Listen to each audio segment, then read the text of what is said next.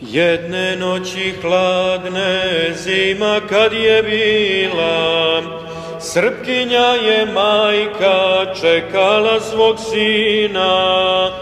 Čekala je sina, molila se Bogu, s košara da dođe, donese slobodu.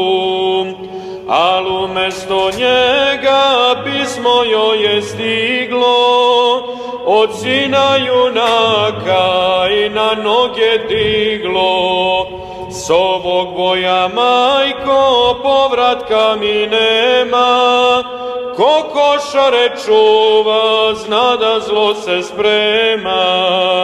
Ja ti, majko, živ se vratit kući neću, i sad već u crkvi zapali mi sveću, da Bog meni pokoj s junacima poda. Skupom cenom, majko, plaća se sloboda, a sina mog oči ovo mu kažem, tvoj je otac, sine, na nebeskoj straži, tamo gde je Lazar svoju glavu dao, na kosmetu svetom i tata je pao.